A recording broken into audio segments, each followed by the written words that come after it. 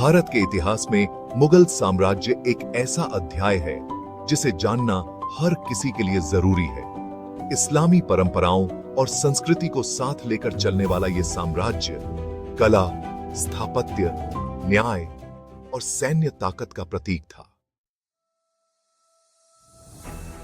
बाबर का आगमन।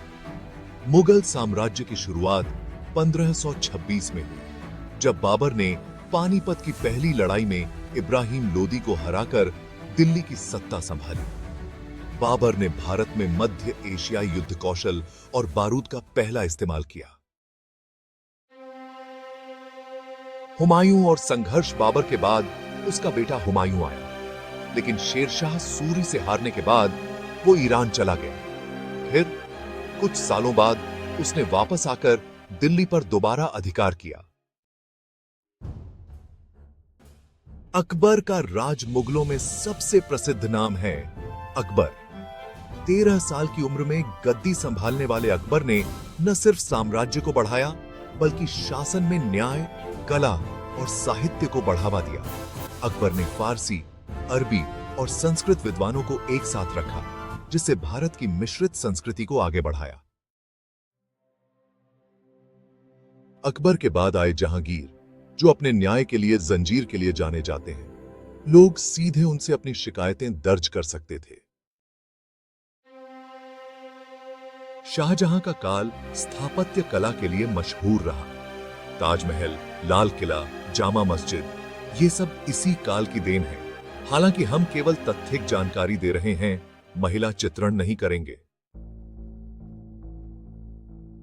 औरंगजेब का शासन सबसे लंबा था, करीब 49 साल। इस दौरान साम्राज्य अपने चरम पर था, लेकिन धार्मिक और राजनीतिक टकराव भी बढ़े। औरंगजेब सादा जीवन और कठोर कानूनों के लिए जाना जाता था। सेना और युद्ध कौशल। मुगल सेना में घुड़सवार, हाथी, तोपें और तलवारबाजी का बेजोड़ संयोजन था।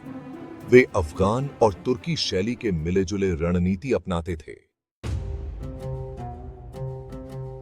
फारसी भाषा का असर। शासन, साहित्य और कला में फारसी भाषा का प्रचलन मुगल काल में सबसे अधिक हुआ। यह प्रशासन की भाषा बनी। खान पान और वस्त्र। मुगलों ने भारत के खाने को भी नया स्वाद दिया। कबाब, बिरयानी, कोरमा जैसे व्यंजन इसी दौर में लोकप्रिय हुए। कपड़ों में जरी का काम, अंगरखा, शेरवानी, इन्हें भी इसी काल ने बढ़ावा दिया। पतन की शुरुआत। औरंगजेब के बाद मुगल साम्राज्य धीरे धीरे कमजोर होने लगा। अंग्रेजों का प्रभाव बढ़ा और 1857 के बाद मुगल राज पूरी तरह समाप्त हो गया। अगर आपको ये ऐतिहासिक तथ्य रोचक लगे तो वीडियो को लाइक करें और इतिहास से जुड़ी और भी ऐसी कहानियों के लिए चैनल को सब्सक्राइब जरूर करें। नीचे कमेंट में बताएं आपको मुगल साम्राज्य का कौन सा हिस्सा सबसे दिलचस्प लगा।